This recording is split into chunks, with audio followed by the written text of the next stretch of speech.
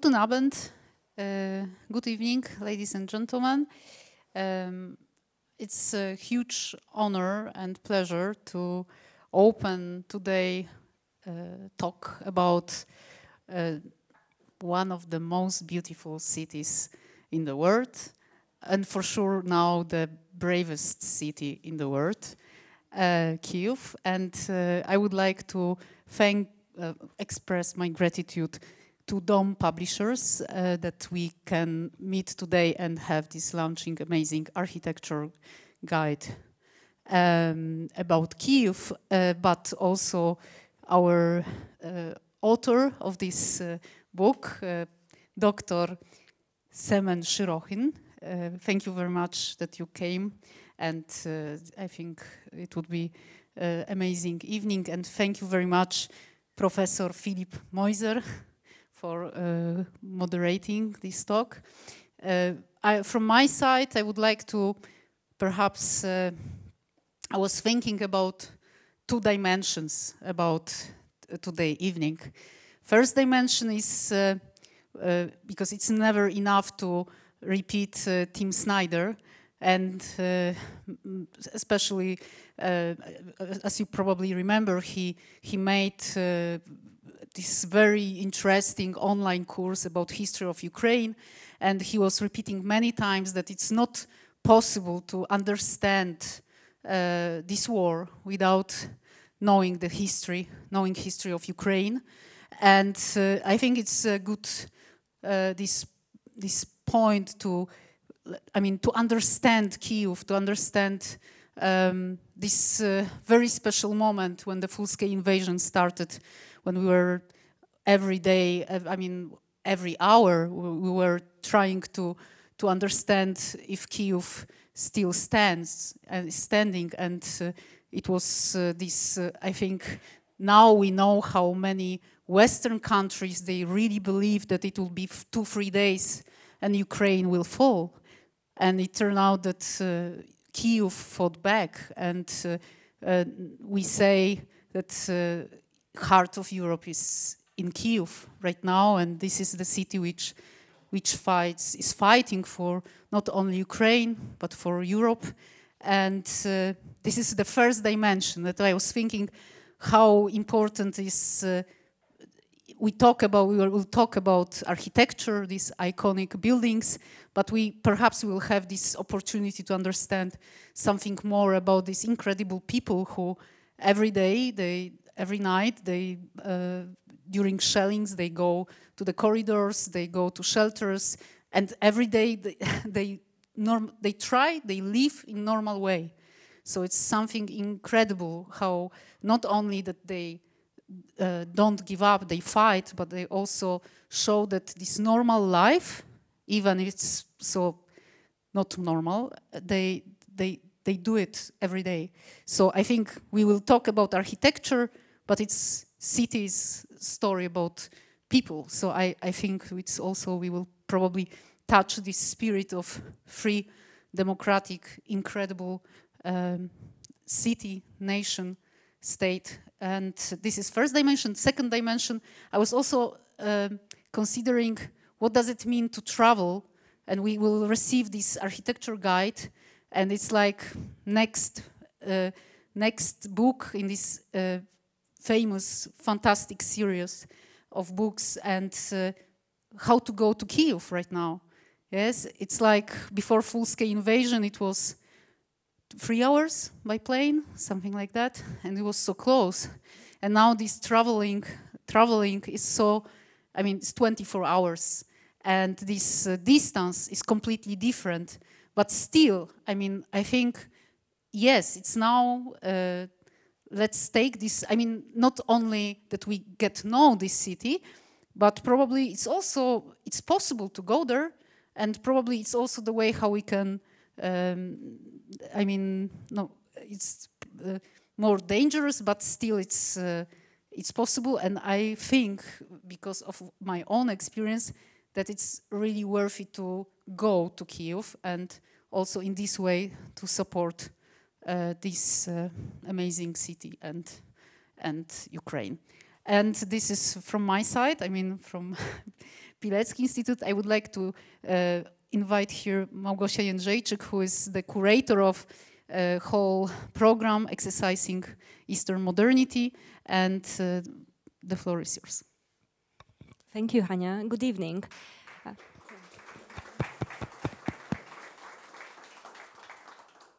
Good evening. I'm Małgorzata Jędrzejczyk. I'm a curator of the program Exercising Modernity. And this is a program of intellectual, academic, and artistic exchange.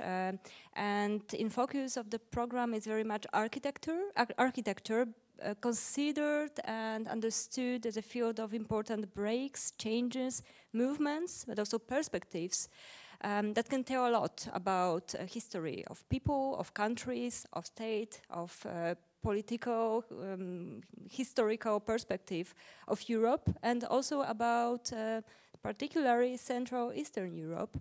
And that's our goal, to bring the perspective about, not only about, but also from Central Eastern Europe into our consideration and reflection about the times, not only the times which have passed, but also about the time in which we live right now. So therefore I'm really happy that we can host tonight an event organized in cooperation with Dom Publishers, an event which is devoted to a great book, Architectural Guide for Kyiv. And this book is by Semen Shyrochyn, who is also with us tonight. So good evening, Filip Moiser. Good evening, Semen Shyrochyn. That's not the first book devoted to Kyiv and to Kyiv architecture, because the publishers already released 2015 a book which was devoted to architecture of the city. And this book was very much focused on the history of architecture, different periods of architecture of Kyiv. And the newest architectural guide is mostly devoted to last 100 years, yes, of architecture in Kyiv. And this is a selection of 100 buildings of 100 years, last 100 years of architecture. What is also important to stress is that with this publication, Dom Publishers wanted to just launched a new series of books, which is devoted to histories, in plural, histories of Ukrainian architecture. So I'm very happy that we can inaugurate this series, yeah, because it's the first book of this series, that we can inaugurate this book publishing program here at the Pilecki-Institut. And I'm really pleased that we can organize this event together with Dom Publishers and also with an author who is with us. So, without further ado, I will shortly introduce our speakers, and please, you can also already take a seat if you wish. And our two speakers are Semen Shyrochyn, so the author of the book of Architectural Guide for Kyiv. Semen Shyrochyn was born in Kyiv, is an architectural historian. He studied at the Kyiv Pilecki-Institut and obtained his PhD in computer science 2015. He's author of many books and articles devoted to architecture, not only of Kyiv, but also other cities, mostly industrial cities in Ukraine. And is also engaged in protecting and researching on architectural heritage in Ukraine since many years. Semen Shyrochyn is also involved, or has been also involved in many projects devoted to architectural heritage in Ukraine. Among them was exhibition Metropolis, Past Utopias of the Future, 2018 in Kyiv, and the project Encyclopedia of Ukrainian Architecture, 2020. Yes, that's right. Yeah. Filip Moiser, Professor Filip Moiser is an architect, publisher, and university professor. He's also publisher and head of Dom Publishers. He studied architecture in Berlin and Zurich and obtained his doctorate degree at TU Berlin in, I don't have the date, 2015. Since 2018, he has honorary professorship at the Beketov University in Kharkiv in Ukraine. And 2022, he was visiting professor for public humanities and cultural heritage at Brown University in Providence, Rhode Island. So, without further ado, I pass the floor to you, I pass the microphone to you. Thank you very much once again for organizing with us today's event. Yes, and the floor is yours.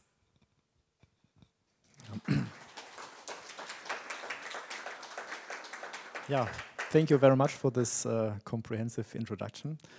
First of all, I would like to say big thanks to the Pilecki-Institut, because it was you to suggest, to invite us to have this evening and to introduce the book.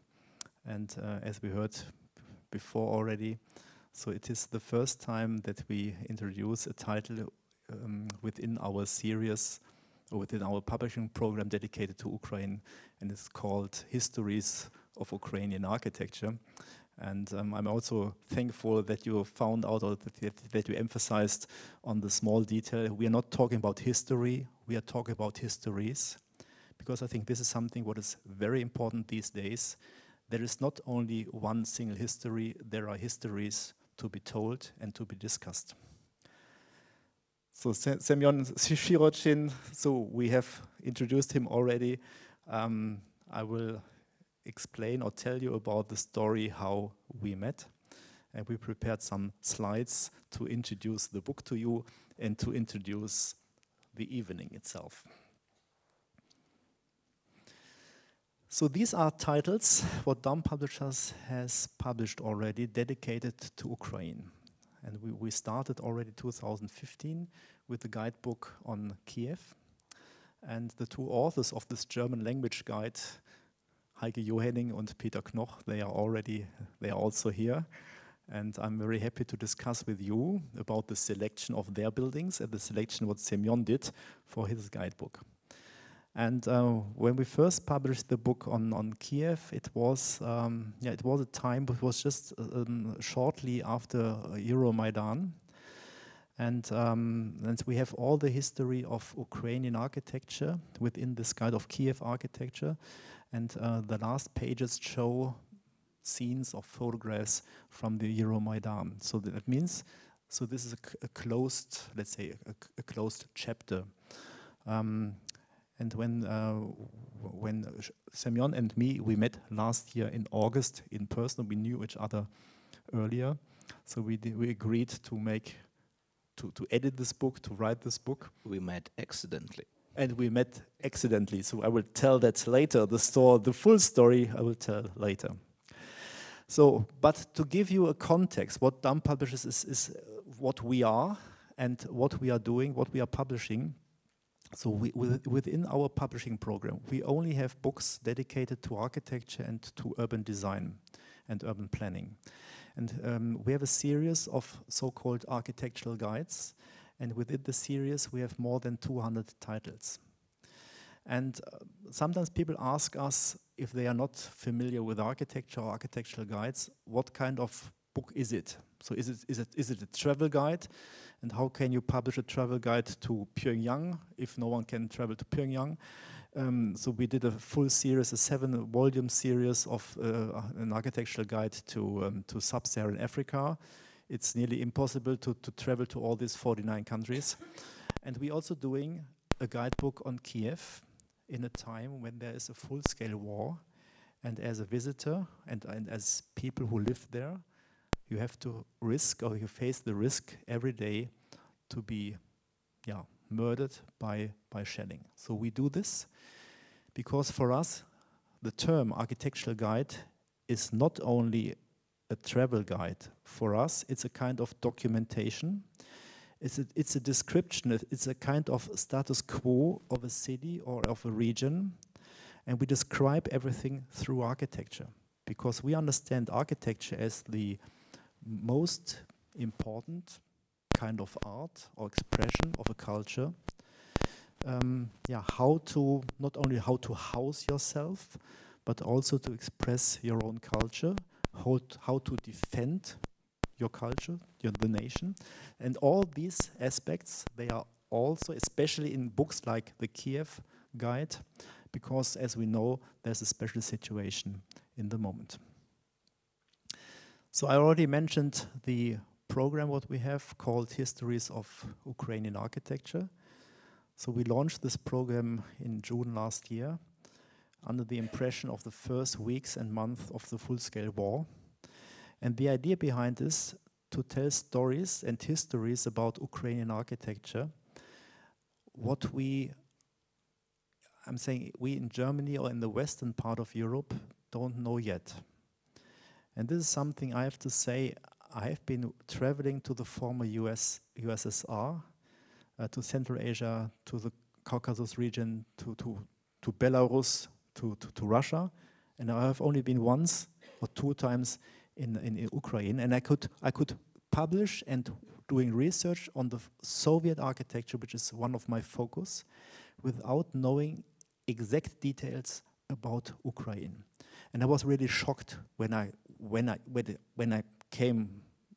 was aware that this is the situation. And I thought we must defend this Ukrainian culture by telling its history. And the history, what we know about Ukraine is, it's a Soviet history and it's also a Russian history. And we cannot ignore this history or this past. We have to discuss and to tell about, so that we can find, or we discuss with authors, we find authors and let them express their own identity about their culture. So within the series we have around 12 books planned so far, and the Kyiv Guide is now the first to be published. Another 5 books are in printing and will be presented in the Live Urban Forum next week. So talking about the architectural guide of Kyiv, Semen Shyrochyn, we met by accident last year in an archive in Kyiv. I was there with another co-author, Katerina Malaya, with whom I'm doing another book on the mass housing, the history of mass housing in Ukraine. And so we were working 3 days in this archive, no visitors. And then on the 3rd day, there was another guy sitting, and it was him. And just by accident, we just started talking, and immediately we found out that we knew each other because I bought his books already. So I bought his books 2 or 3 years ago, because Semen is an architectural historian who has published more than 12 books about the architecture of Kyiv. And just to give you an understanding, his special focus is also mass housing and the left bank of Kyiv, where all these mass housing, large housing estates are located. And I always try to explain that, just imagine there's someone writing a book on Berlin-Marzahn. Nothing special, I would say. But if someone is writing about 3 books of Marzahn, the north, the center, and the south, then it comes a little bit more nerdy, I would say, in a very positive way. So this is what Semen is doing. So I would say he's one of the few experts on Kyiv architecture. And what is so interesting for me is that by profession, he's an IT specialist, and he started doing architecture history. I'm not saying as a hobby, but as it was your interest. And through the years, he became one of the most, maybe the most important experts on this period. So I'm going to hand over the microphone to Semen, and we prepared some slides or some pictures from the guidebook, and so we want to start a conversation, but the floor is yours to comment and to tell the audience in Berlin why you did the book. What is your intention, and how was the step, how to do it? Maybe my first question, is it just a summary of 12 books you have written or published about Kyiv, or is it something more? And then the question would be, what is the new thing, or what is the new aspect in this book? So actually not 12, I think about 20 already books. Sorry, I have to correct. But somehow this can be called a summary because I've already had materials and information about most of buildings that I wrote about. But at the same time, this book has another focus, because the idea was to make it a short description of the building and justification why I've chosen this building. And it is much harder than just to write everything you know. If you write everything you know, you can write a lot. If you write anything you know, you can write little.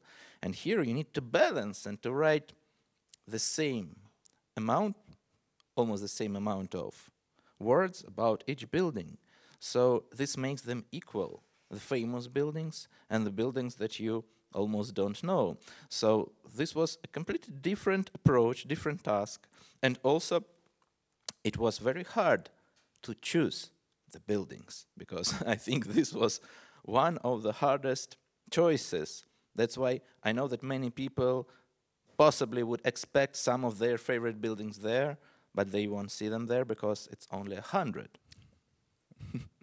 Maybe you can explain why you decided to make or to limit the number of buildings to 100. Well, it was our common idea, I think, because the book shouldn't be too big at the same time. But for me, personally, it would be easier to choose 200 buildings, because 100 means that you need to leave something behind, something that you think is valuable. And as I know many buildings in Kyiv, and I know that many of them are interesting, and they are my favorite, so I had to leave something behind. And maybe that was not, I was saying that it's not fair if we speak about some building to forget it, but if we have too much, then the book will be too big, maybe, and it won't be so easy to read it and to have it with you and to use it as a guide. So the selection was the hard thing. But at the same time, the idea was that difference with the previous guidebook that was talked about is that I don't describe the buildings from the early 20th century and end of 19th century, so the periods that are already popular, already well known, and that are already present in many other books. And which were part of the Russian Empire. Yes, so I start with the Soviet period, the period that's the focus of my research, and where I can be an expert in this architecture, and that's why I've chosen that it's a good idea to make 100 buildings of 100 years. And it sounds good even, and that is a balance that the book has enough information, but at the same time it's not too big, it's not too heavy, and I think that it really sounds good. 100 buildings in 100 years. As a publisher, I would like to add that it is only that period where Ukraine has been identified as a single nation. So in the early 20s we had this short period of Ukraine, and then we had this Ukrainian Soviet Socialist Republic. So, and before, you were mentioning that, before it was part of the Russian Empire. So that means the 100 buildings, what we have here, are identified as Ukrainian buildings, partly as inside the Soviet Union, but also, I mean, that's also a fact, the last 30 years, Ukraine is a sovereign and independent country, so we also have these 30 years also inside the guidebook. So the first picture we selected is a picture, well, is a series of pictures which were taken last year. And it shows this picture is already a history, because this building is already fixed, and it looks like it was before the war. So some people try to find where is the damage. They cannot find it because it was repaired, and some other buildings were also repaired that were damaged. But you know that I see that there is some specific selection of buildings that are repaired. So the buildings that represent mass housing, high-rise buildings, are repaired. But if some historical building is damaged, then city administration tries to do everything not to repair it, because they have an interest to build something new there. So we see it, that actually all the damage to the historical heritage of architecture of Kyiv during the war is not related to the war. It's related to construction business. This is an aspect what we also know from Berlin, because most of the destruction, what we know from the history or from the old picture books, most of the buildings, all of the structures in Berlin were not destroyed during the war, but in the 50s and 60s during planning. But the situation, what we see here, you were just saying that is part of history already. This is a building which was damaged on the second day of war. It's a high-rise building, very close to one airport. It was hit by a Russian missile. Maybe it was an accident. Maybe it was intended to destroy this building. We don't know that. But these were in the first days of the war when these images were broadcasted or shown to the world. And so for me, it's an important. So the quality of architecture. So if we talk about the quality of architecture, I think we would not have, or you would not have selected this building, but to showcase this or to feature this building in such kind of book shows also part of the history and what I was saying before. So we describe the history or the identity of a city through architecture. And if we do so, we do not only select the best building or the highest quality of building, but we show iconic buildings. And even an ugly building can become an icon if something happens. Yes, and according to this, what I've said previously, we have two conclusions. The first is that anti-aircraft defense is working good, that we don't have so much damage as the cities on the front line. But the second thing that it means that construction business that's destroying the heritage of the city is something that we are not given weapons against. And about the selection, yes, it's true that sometimes I understood that I choose not the buildings that I personally like, but the buildings that really represent the time when they were built. So somehow it was even easier for me that, okay, I don't like this building, but I know that there is a reason to include it because, for example, it's the highest building of the city. Or it was the highest building of the city, or it was the first building that was 30 floors or more. And that is how I explain for myself how I choose the buildings for the hardest period, the period of modern architecture. So the book is split into 5 parts, chronologically. So the first part is from 1920s until 1933, so until when Kyiv was a provincial city, and it covers the periods of architecture of constructivism, and also the very important period of 1920s when there was pluralism, when there were many different styles present, and they represented the author's styles, the author's opinion and their taste. And everything's changed in this time, so at the end of this period we had only constructivism as the only allowed style, and we have also the heritage of the time.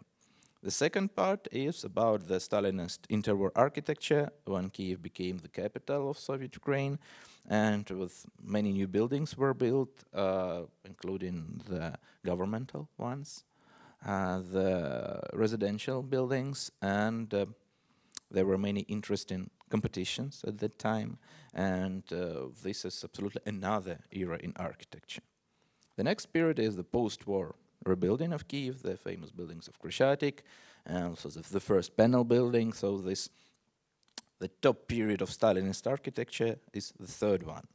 Then we have the period of socialist modernism, and it is interesting that usually socialist modernism is considered something after 1955, because Khrushchev started his fight against excesses in architecture. But if you speak about Kyiv, we will not find any building of modernist design built in 1955 or 1956 or in 1957. We have the first modernist project really developed in Kyiv in 1959 and built in 1960. This is the bus station, the famous bus station, famous with its mosaics. I think we have a slide with them here. I think it's somewhere near, yes. And, oh no. It looks like it. I have to give a sign to the technician.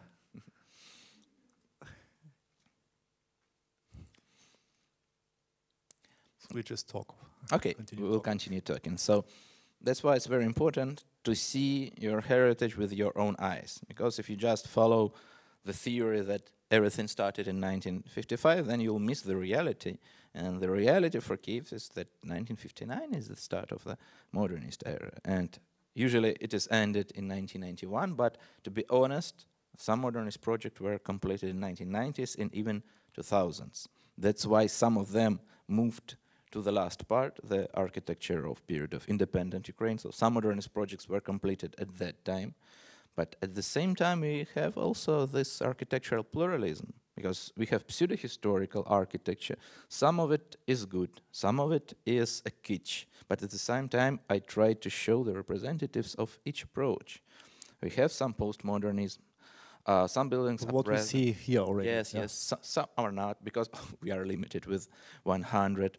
And maybe we can see the next slides. So maybe I can just comment on that. Yes, so yes. This is a series of buildings in Podil, in Kiev, which was built, started building in the late 80s and early 90s as an example of postmodernism. And the term postmodernism was never really introduced to the Soviet architecture. But in my experience, so we have a lot of buildings from this so-called postmodernism time, what we can find in whole Ukraine, especially also in Kiev. And this is a nice example or ensemble of buildings of these, just shortly in the very late Soviet Union and early independence period. Yes, and it's also interesting that if you speak about architecture of 1980s and 90s, so we can find the authors who are, some of them are still alive, and we can talk to them. So when I was writing a book, I sometimes contacted the authors and had some questions about some buildings. So if you talk with the author, he will show you the idea that he had when he made the building. So what you see in this building is something different, maybe something different, because some idea that he had included cannot be seen by observer. That's why it's very interesting when you have a chance to talk to the architects.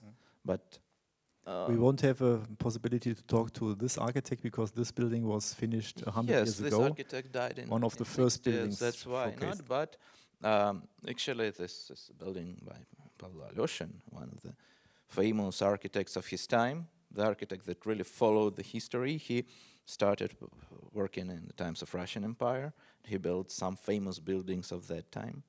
Then he worked in constructivist times. Then he worked in Stalinist neoclassics. So he followed the line what was at the time popular, and he had high quality of each style he worked in. And can you just explain what kind of building we see here? This is the cooperative building of doctors that was built from 1928 to 1930 by Pilecki-Institut, and he also lived in this building. One of the apartments belonged to his family, I think, until 2015 or something like that. Unfortunately, they sold the apartment and the original interior was lost.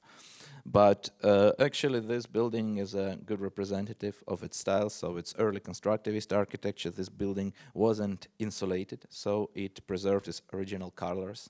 It didn't have any additional floors, so it's preserved its flat roof, which was rare for Kyiv because flat roofs were present only in few buildings. Because at that time, of course, the architecture of functionalist architecture, Bauhaus, was about to have a flat roof. But because of building materials of low quality, only few buildings really had it because it was not so easy to make a high quality flat roof at that time. So maybe this picture shows, it's really representative for the whole book. So you see that we have Ukrainian language and English language, so the book is bilingual. We talk about that later. And what I personally like very much for the selection or the images what you provided. So Semyon, he always tried to show an old picture and a new picture, or an original drawing, what we see here, and a picture taken today, and if possible also a floor plan. So this allows the reader not only to read the text, but also to read the facades, to read the initial idea of the architect and how the building looks like today. And most of the pictures were taken by you, yourself? Yes, and it was sometimes very hard. For example, for this building, its facade is partly facing the north, the southern part of the street, so the sun should be from the north, so you could have this facade on the sunny side. So this means that you need to wake up very early to make this picture. I came here, it was about 6 o'clock in the morning, and only in the summer you can see this facade covered with sun. So all the pictures that I take, I usually try to make them sunny. That's why I try to make pictures mostly in March and April. Sometimes later when the sun decides that, and I try to find sunny weather and to have the right sunlight direction. That's why, and I try to repeat the focus, so the point where the picture was taken, and sometimes we have such nice results as this. In this case, you select the same position of what the architect was looking, or how he wanted to his building to be seen, because I tried. you select the same perspective. Yes, sometimes it was possible. So this is what we have.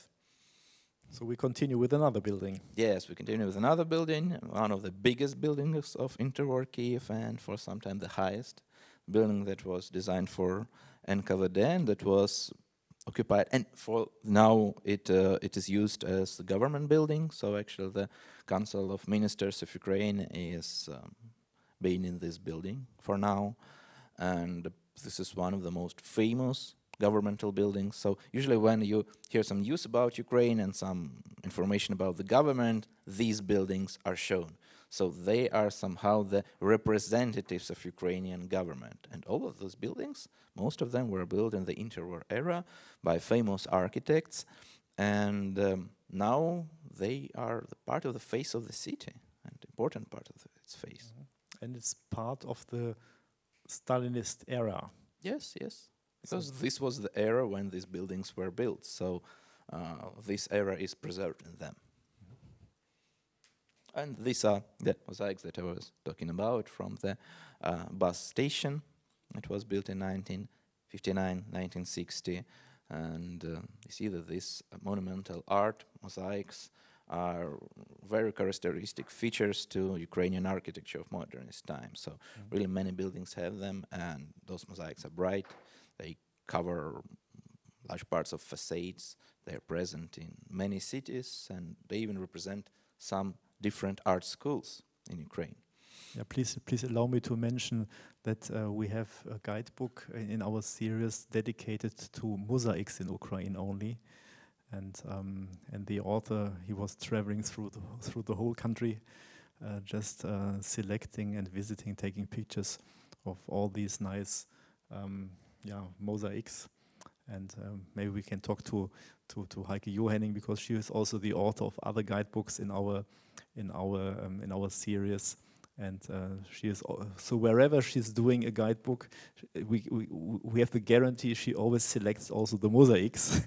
So this is also part of the cultural heritage, and not only in Kyiv or Ukraine, but also not only in the former Soviet Union. She just published another guidebook on Montreal, and even in Montreal she found murals and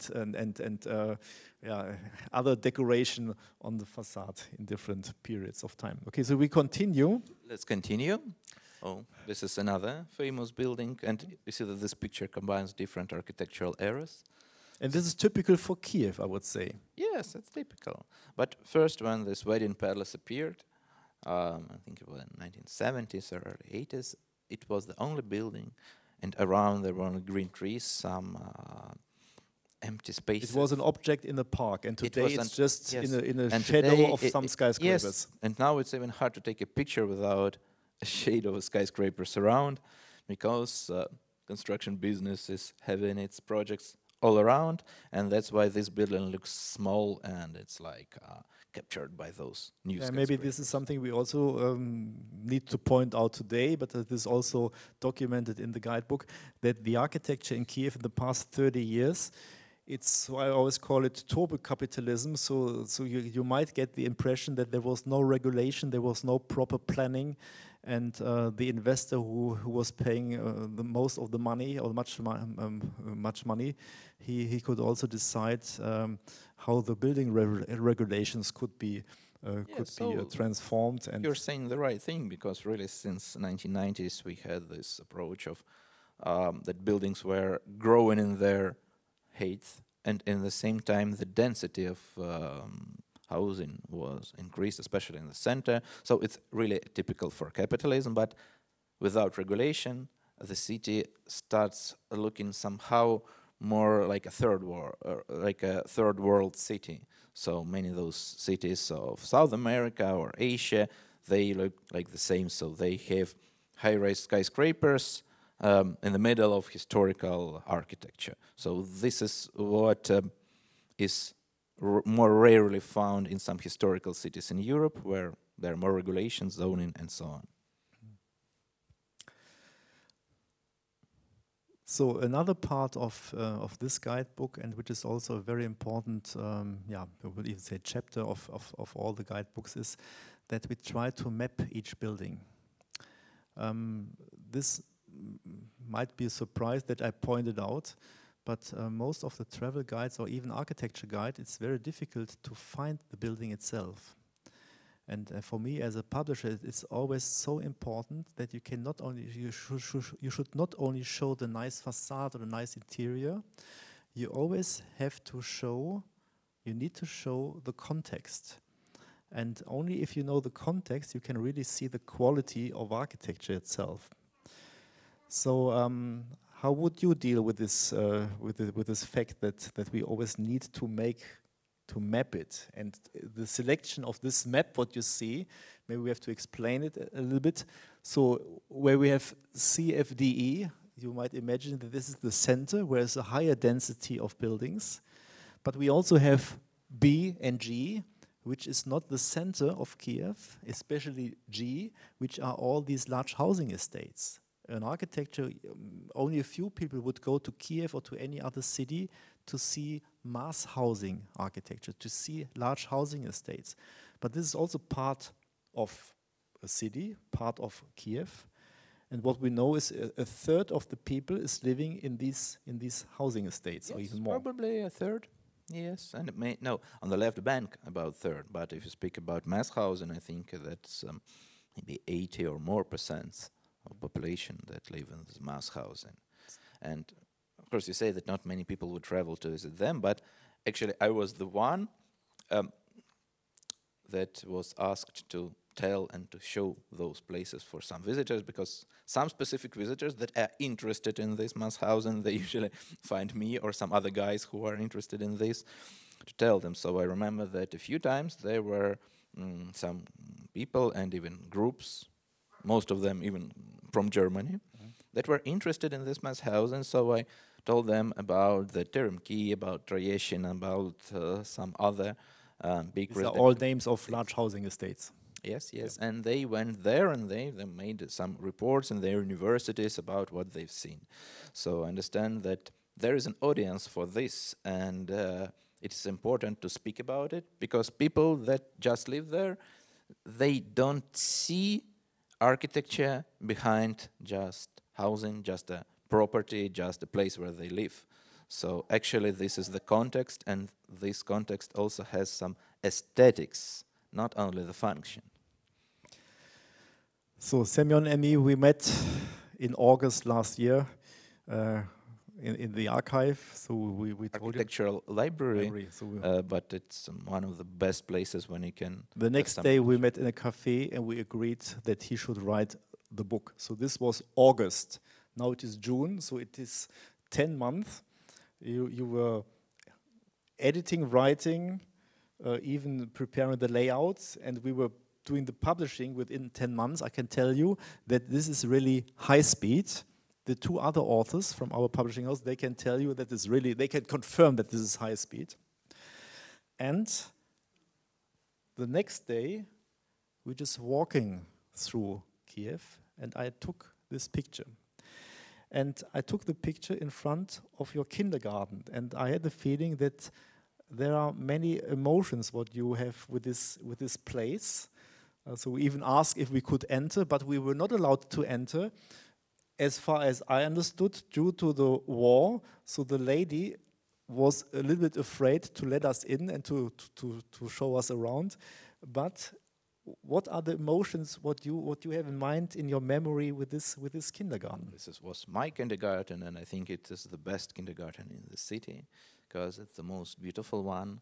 It was built like a palace for children. It was the kindergarten for the Arsenal factory, and it was built by famous architect Joseph Karakis, who is also author of some another buildings that are present in the book. And this really looks like a palace, so some people even don't believe that this building can be a kindergarten. Maybe this is one of the reasons why I was interested in architecture, because at that time people didn't know much about it. There were many questions and there were no answers, so I had to find those answers by myself.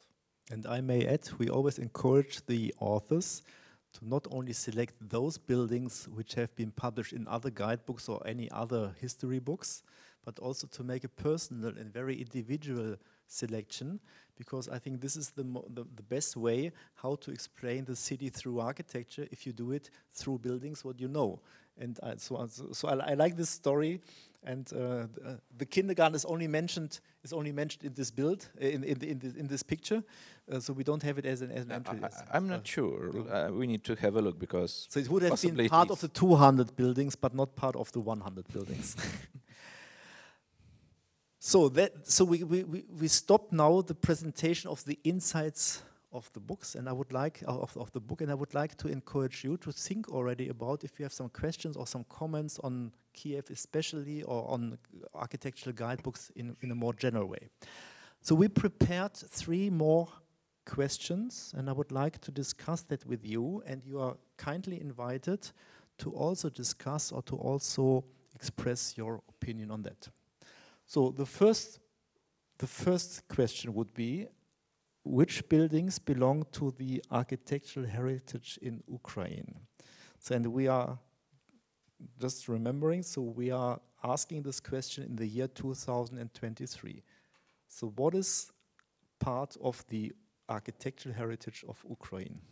So my question is simple, and this question, this answer is simple, and this answer is the same as it could be maybe 10 years ago. And if you ask me the same question 10 years later, I would answer the same. The architectural heritage of Ukraine is the architectural heritage located in Ukraine. Because this is something that belongs to us and which fate depends on us and on our activity. Most of it was built by previous generations of us for us. So there is no reason to say that it's not ours. But there are specific cases. Of course, we have the architectural heritage, for example, in Uzhgorod, that was part of Czechoslovakia in interwar period. And that represents a different architectural school, approach, style, that can be said that it's part of Czechoslovakian heritage. But I don't see a reason why it shouldn't be part of Ukrainian heritage, because my answer and my rule say that it's Ukrainian because it's on Ukrainian territory, and it has some unique features. For example, Uzhgorod is the only city that has a building with a working paternoster elevator in Ukraine, and it's very interesting.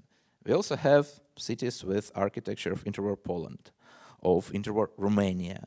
It's interesting because there are some very nice buildings. So some buildings represent the time when there was a Khan in Crimea, yes, and this is a little Oriental architecture, but at the same time Ukrainian architectural heritage. So the territory is the answer. And of course, there is an interesting thing about it, the style. So there are several styles that are represented as special Ukrainian style. So Ukrainian Baroque is the style that is different and it's recognizable. And there's Ukrainian modern, or the Art Nouveau, that is from the early 20th century, that represents another specific Ukrainian features in ornament of those buildings.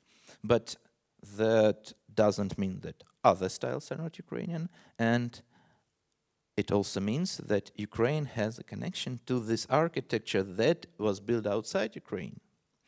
And once I had a picture with two buildings. One of them represents Ukrainian Baroque in Russian city of Tyumen. And the other is built in the typical Russian style, but is built in Western Ukraine. My question was, which of them is more Ukrainian? And I don't think that there is a correct answer to this. Because if we follow my rule, it means that the one that is located on Ukrainian territory is more Ukrainian. But at the same time, the recognizable Ukrainian style means also the connection to Ukraine. So this means that heritage cannot only be limited by territory, and that's why if we speak again about Uzhhorod and Czechoslovakian architecture, then why shouldn't this heritage be recognized as both Ukrainian and Czechoslovakian heritage? I think the more people treat something as heritage valuable for them, the better it is to the heritage. Would you also like to comment on that? You're kindly invited.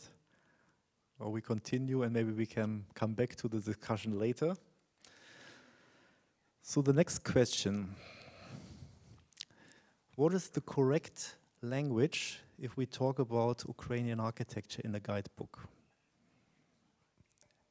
So we talk about the correct language. Yes, a correct language. So language is a very multi-dimensional thing.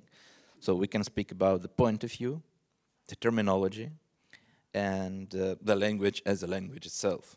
So actually, I think that the most important thing actually is the point of view. Because the same things can be seen different by different people.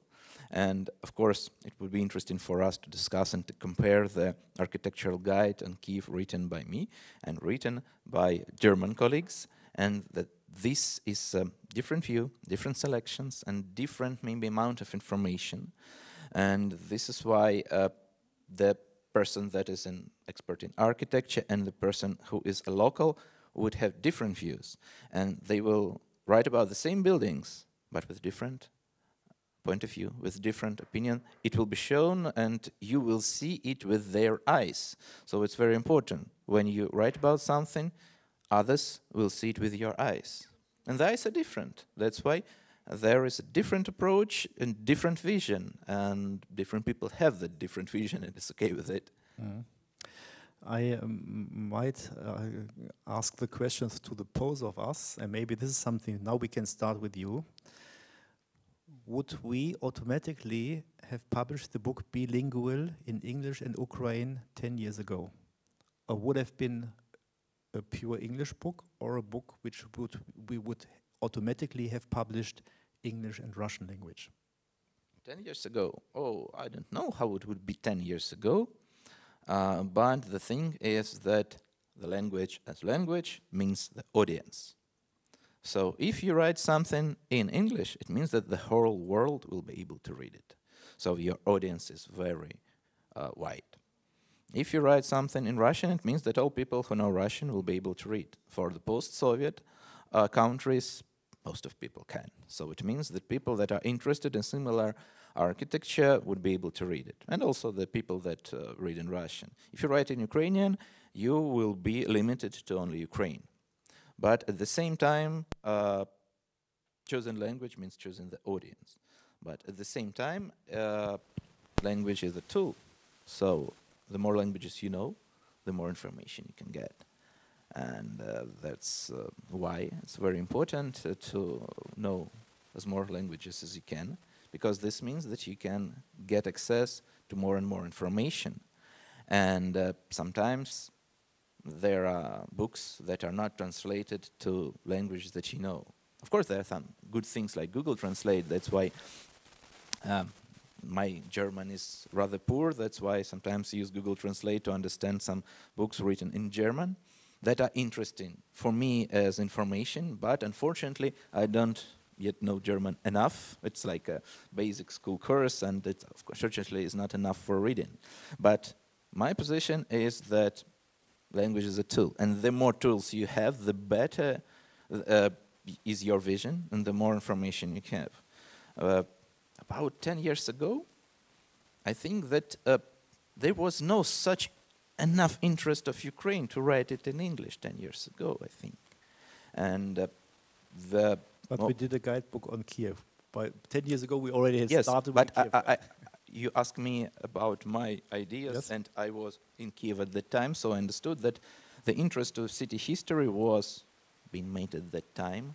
And so the books were written and published then mostly in Russian and Ukrainian. So English books were mostly some tour guides or some photo albums with some subscriptions of pictures. So at that time, we didn't know that we can expect this interest in the future. Of course, maybe there was some, but I really didn't know about the guidebook of Kiev written in German before you showed it to me.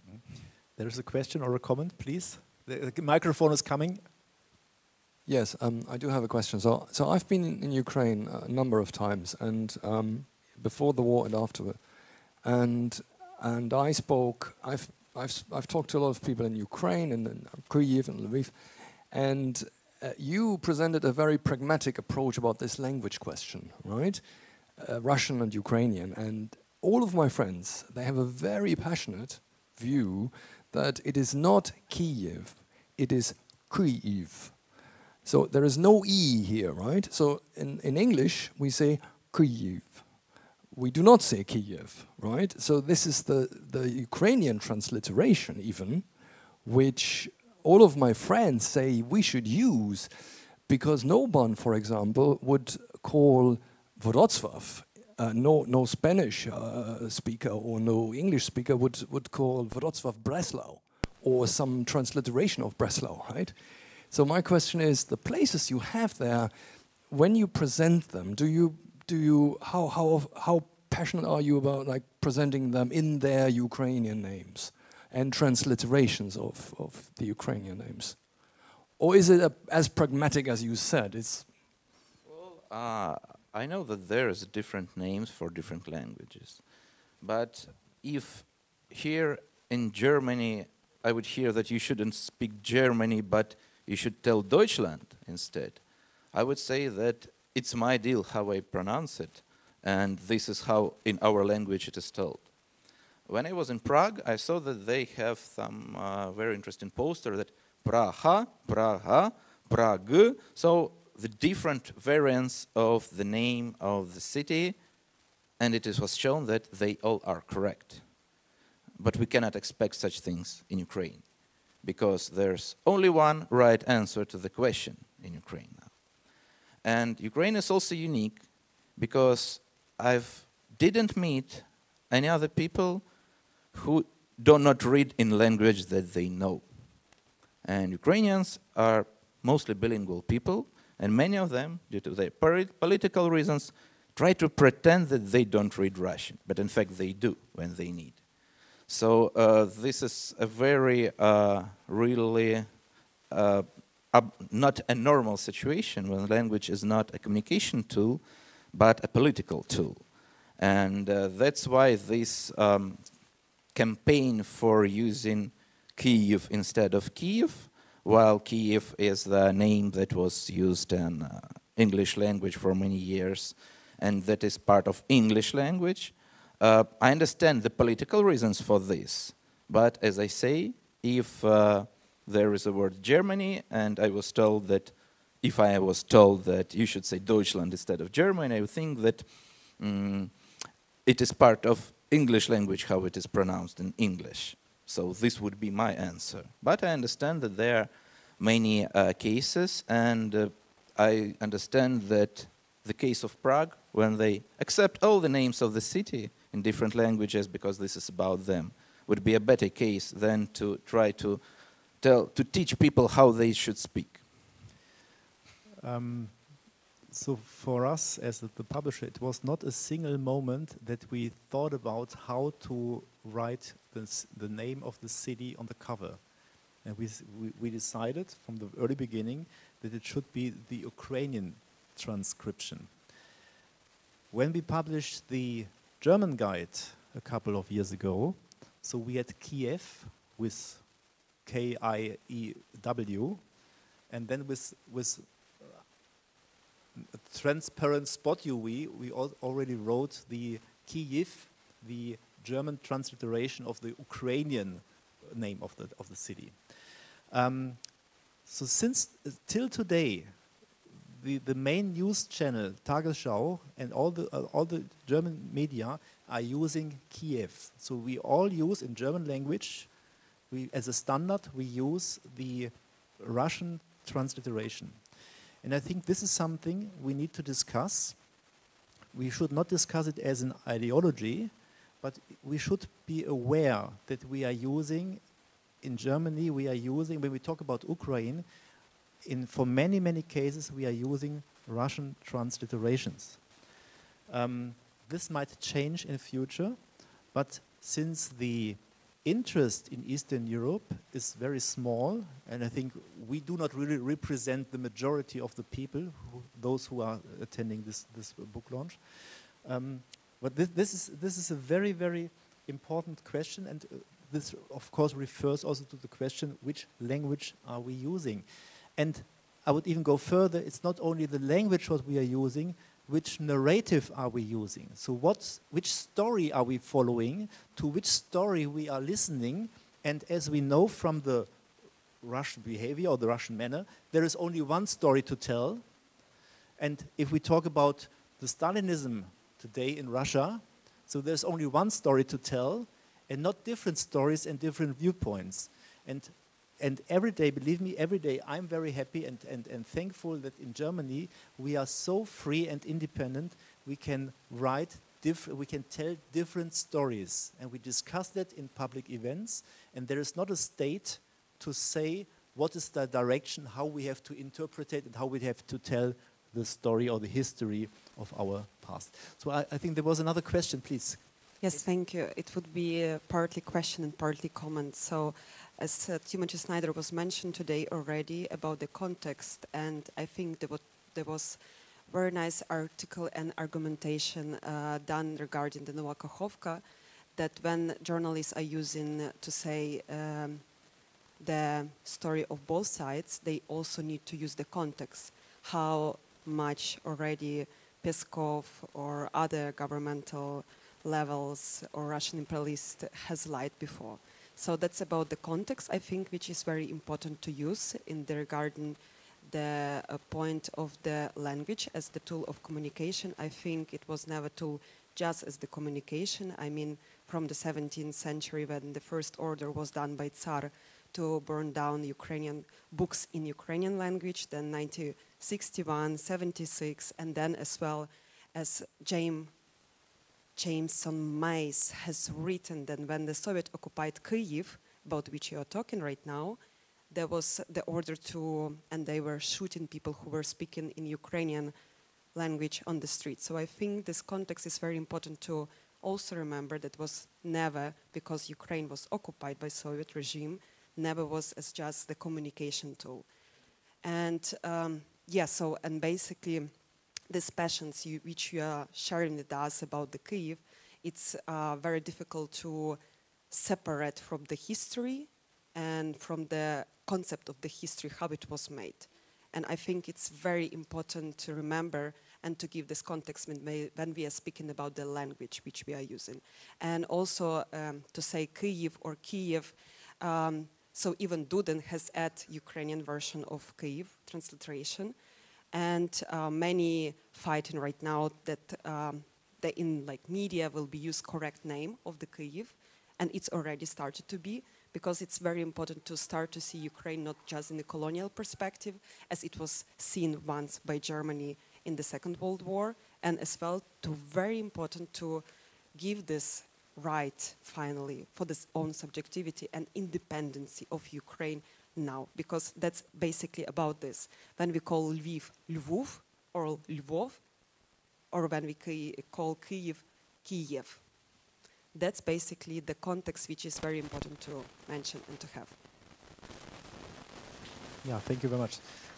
A short comment, because we have a third question to discuss. Please take the microphone, because otherwise we cannot record it. Yeah, just adding to what Eva said. The English media, they have all switched. They have all gone Ukrainian transliterations. They have all, the BBC, CNN, the New York Times. what's happening in Germany, I think, is a bit of a leftover of a soft approach towards the Russian aggression, you know. The English media, they've all switched. They've all switched.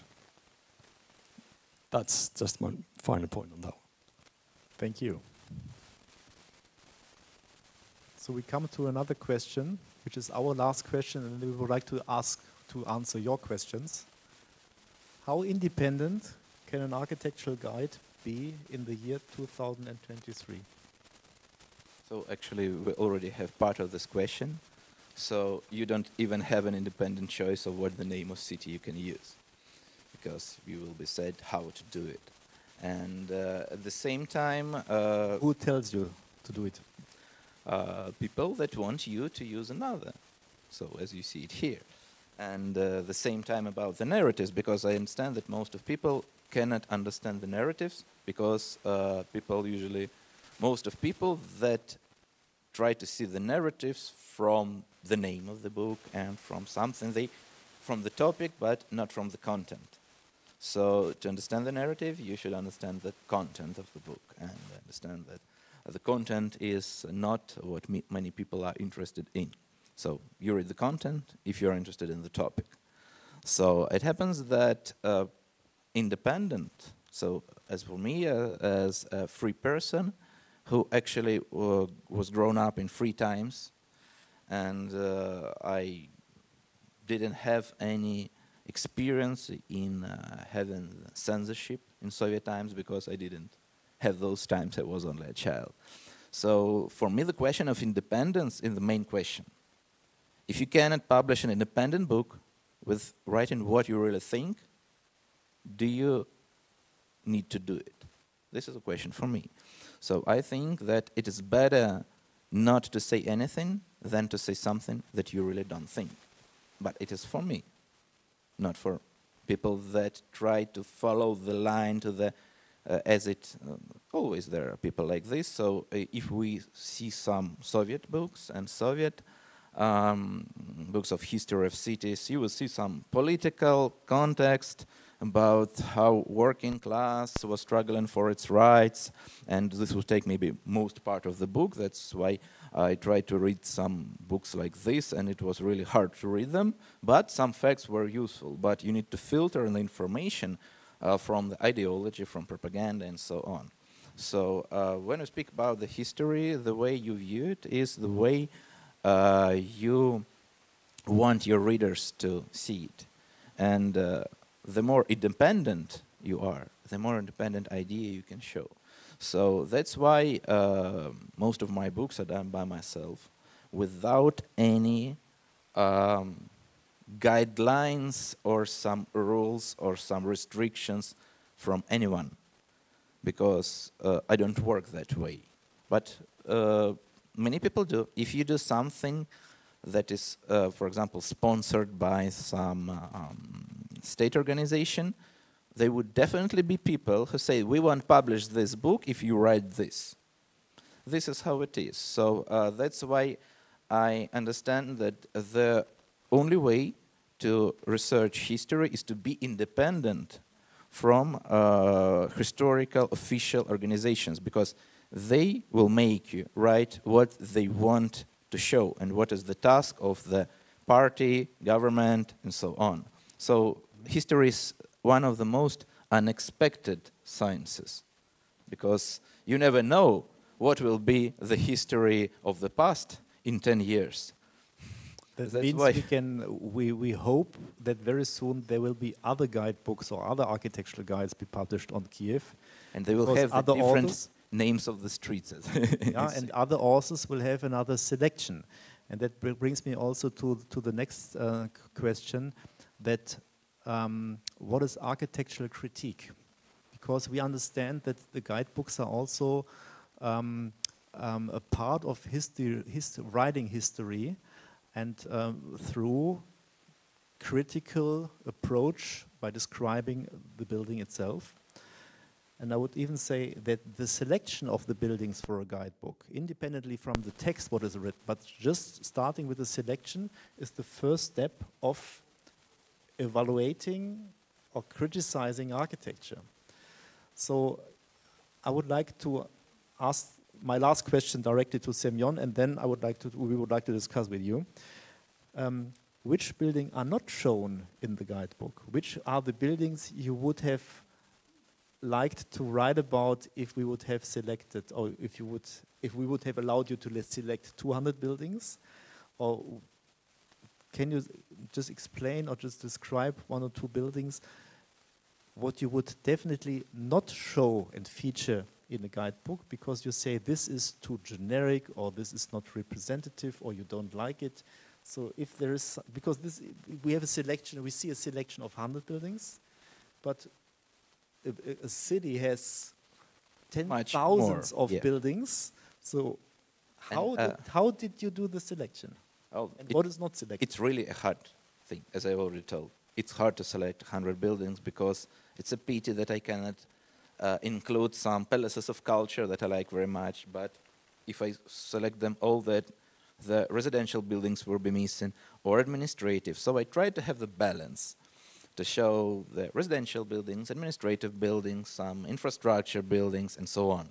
So on one side, I wanted to have a balance of time. That's why we have those 5 periods and roughly about 20 buildings in each, though it's not exact 20.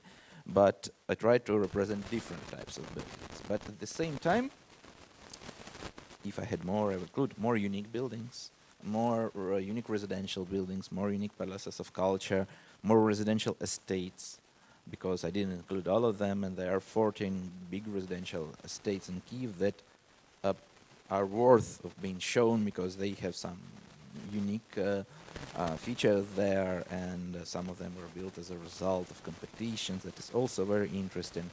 But there is another question that you didn't ask, but I will answer. That there are some buildings that I would not like to include, but I included them. Because this is mostly about what was built in Kyiv for the last 20 years. So many buildings are really ugly. They take absolutely inappropriate place. So the high-rise buildings stand just in the middle of some central part of the city where they do a very high load to infrastructure, traffic, and so on. And that they occupy the points that were easier to buy, but not the points when they are more beautiful to be seen, and so on and so on. So the context doesn't matter. We have this type of capitalism that really ignores some urban rules, the density limitations, and so on. And it was really very interesting not only to choose them, but to try to get information about them. Because the authors of all of these buildings are alive, most of them. But they don't like to speak about this. This is a question of architectural critics. Ukraine doesn't have architectural critics now, because the architects know that if you want somebody to say something good about you, you should pay. And that means that if you don't pay, you cannot expect anything good about you. That's why I tried to contact some people that made some of the buildings. They really didn't want to speak. They wanted to have the kind of censorship on my book that I said that it's absolutely impossible. But they said that you must show me the text and I must approve the text because I don't know what you are going to write. This is how architectural critic exists now in Ukraine. So they usually pay for advertisement of their projects. They don't like anything bad, and sometimes they understand that they could build something that violates some laws and rules and how it actually is. That's why they hide some buildings from their portfolios. And there are types of architects that have two kinds of portfolios. The official one, when they represent the nice buildings, and actual one, when there are buildings that are actually built to earn money and that are bad for their reputation if everybody knows that they're the authors. So currently in Ukraine, the businessman and the developer is selling the building like he's an author. And architect is sometimes very hard even to identify. And sometimes if you know the architect, he wouldn't say that he's the architect. And this is something very strange and very interesting that I faced. And this is the problem, that they don't like critic. They want to buy your good opinion, but they wouldn't accept something that is not what they would like to hear about themselves. A very important keyword you were just mentioning is selling. We are selling the book today. So if you are kindly invited to still think about some questions or comments, we are selling the book for 38 euros. So there will be a cashier available after the show, after the book launch, and whatever is so important and unique for this book launch events, you have the unique opportunity to have the author who could sign and write something on the first pages for the book. So again, my question. So any comments from your side? Not for the moment. Please. Sorry, I have a bit of a stupid question, but why isn't this online? I mean, why did you decide to use or to publish books? I mean, obviously, it's really interesting what you're doing, like explaining the architecture and showing the architecture of Ukraine to the Western audience is something immensely important.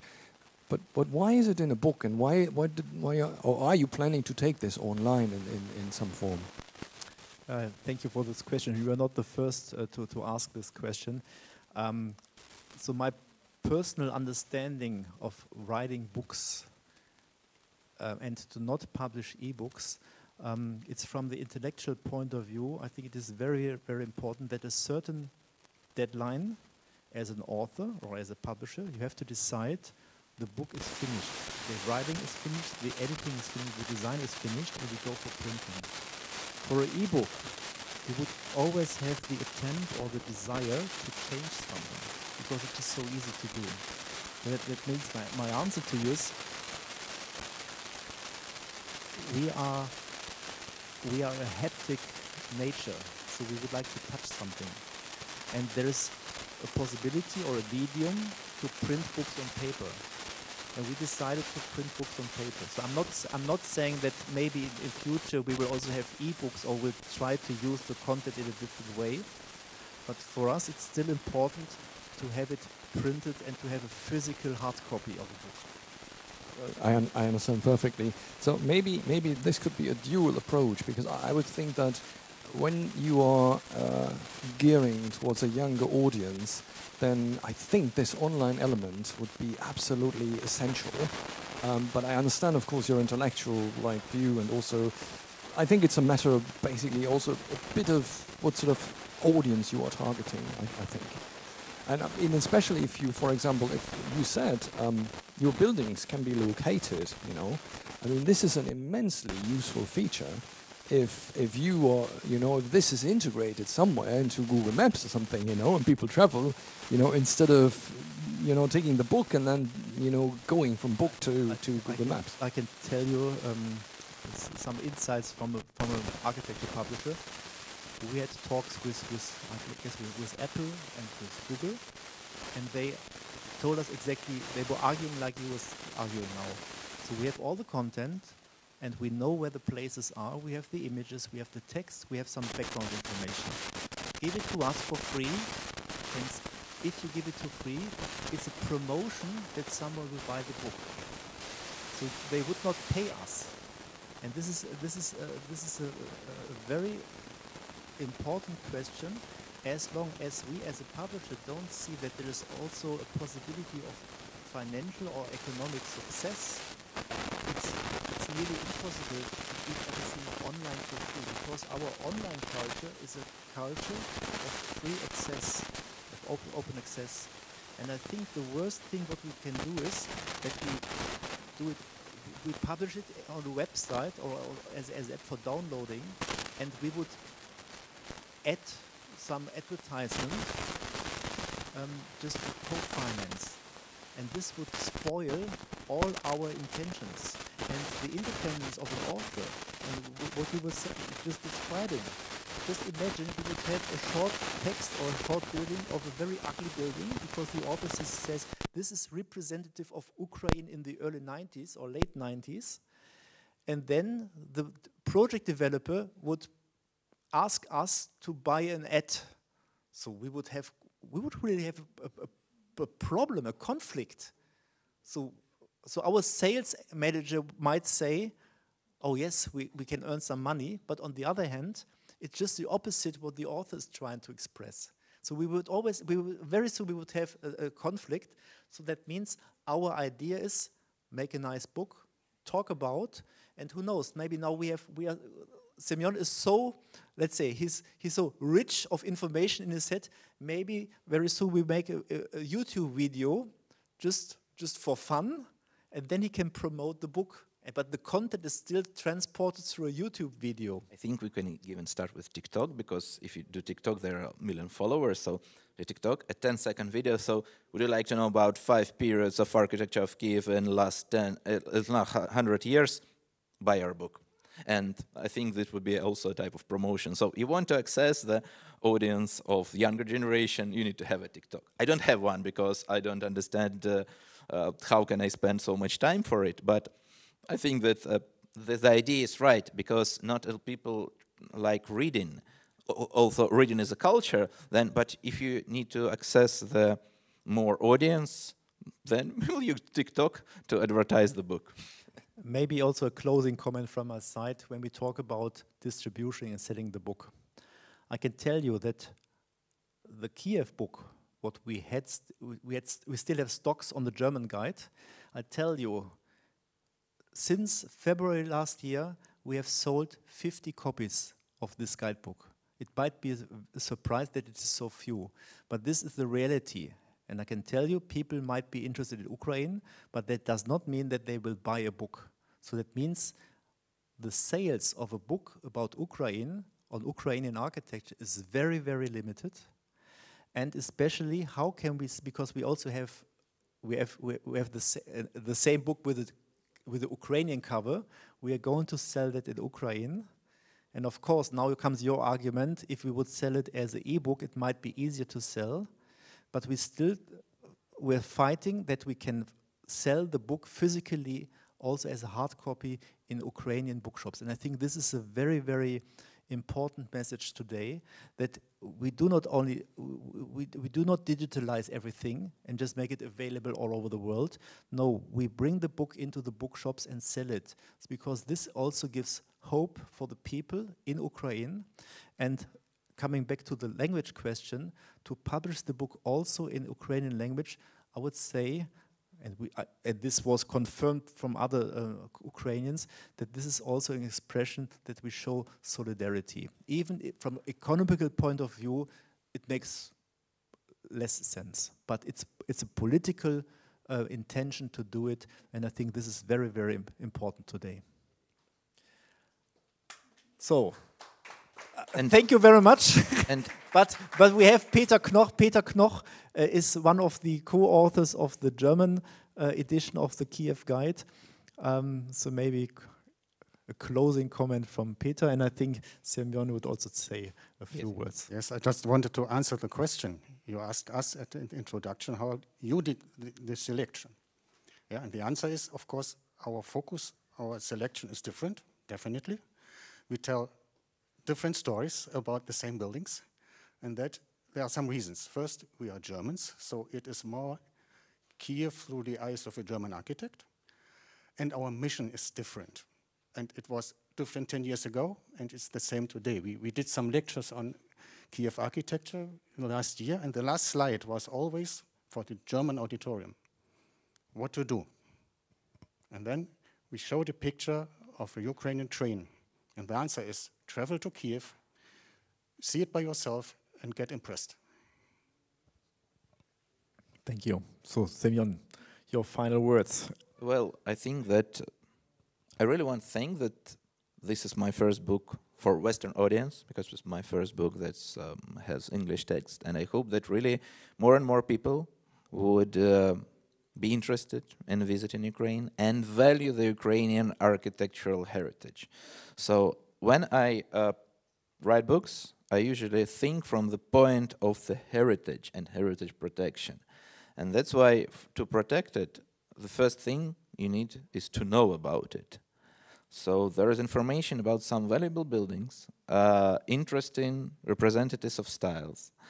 And at the same time, of course, as it is English, it is focused on Western audience, but what we really need is the world recognition, because Ukrainians don't know much about their architecture, and especially of 20th century, because it is not yet widely recognized. But I understand that this is a part of world heritage that is already recognized in some countries that are more interested in their heritage and they maybe have more possibilities to protect it.